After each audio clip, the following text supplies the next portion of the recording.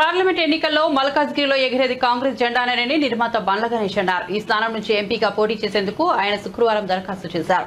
Congress party తనకు ticket ఇస్తుందని ఆశాభావం వ్యక్తం చేశారు.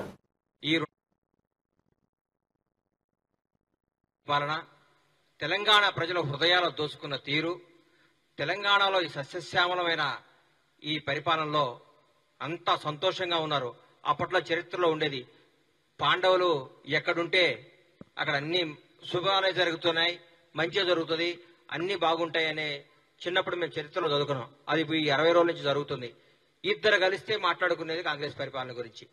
ఎక్కడ మాట్లాడే డిస్కషన్ కాంగ్రెస్ పరిపాలన. అబ్బా అద్భుతంగా జరుగుతుంది. రేవంత్ రెడ్డి గారు మంత్రివర్గం కానీ, రేవంత్ రెడ్డి గారు కానీ, కాంగ్రెస్ పరిపాలన కానీ, గౌరవనీయ మంత్రులు, మాజీ మంత్రులు కానీ, ముఖ్యమంత్రులు గారు కానీ వాళ్ళు మాట్లాడుతున్న తీరు చూస్తుంటే చాలా బాధగా ఉంది, చాలా దుఃఖం వేస్తుంది నాకు. జనం ఓటేపీచి గెలిచిన ఎమ్మెల్యేలు ముఖ్యమంత్రి గారిని కలవక ఎవరిని కలుస్తారండి? వాళ్ళ సమస్యలు తీరవద్దా?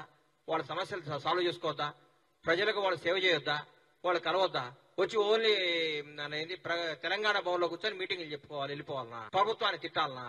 ప్రజాసేవ చేయొద్దండి?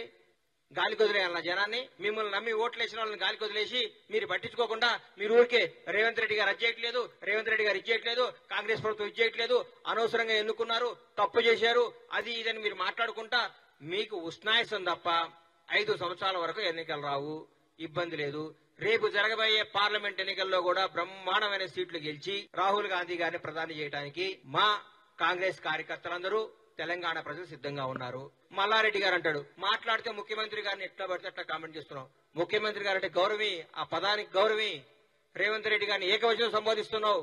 నీ మల్లారెడ్డి కాదు, మీ నాన్న మల్లారెడ్డి, మీ తాత మల్లారెడ్డి, ఇంకో మల్లారెడ్డి వచ్చినా ఈ రోజు కాంగ్రెస్ ప్రభుత్వాన్ని ఏం చేయలేరు, రేవంత్ రెడ్డి గారిని ముట్టుకోలేరు. మీరు గుర్తుపెట్టుకోండి. దయచేసి చెప్తున్నా, కాంగ్రెస్ ప్రభుత్వం అద్భుతంగా పరిపాలిస్తుంది. ఇంకో 2 గ్యారెంటీలు ఇస్తుంది. రేవంత్ రెడ్డి గారు 20 గంటలు పనిచేస్తున్నాడు. ఈ మధ్య కాలంలో భారతదేశంలో ఏ ముఖ్యమంత్రి పడినంత కష్టం రేవంత్ రెడ్డి గారు పడుతున్నాడు. రోజుకి 20 గంటలు పనిచేస్తున్న ఏకైక ముఖ్యమంత్రి మాకు తెలిసిన ముఖ్యమంత్రి. ఈ రోజు చెప్తున్నా, బీఆర్ఎస్ పార్టీ అనేది నిజంగా ఇక లేదు, రాదు, రాబోదు కూడా. ఎందుకంటే రాబోయేది, జరగబోయేది కాంగ్రెస్ వర్సెస్ బీజేపీ పోటీ ఉంటుంది. మిమ్మల్ని మర్చిపోయాం, మీ శకం ముగిసిపోయింది. మీరు ఏం చేసినా గానీ ఈ పార్లమెంట్ ఎలక్షన్ లో గజ విజయం సాధిస్తాం.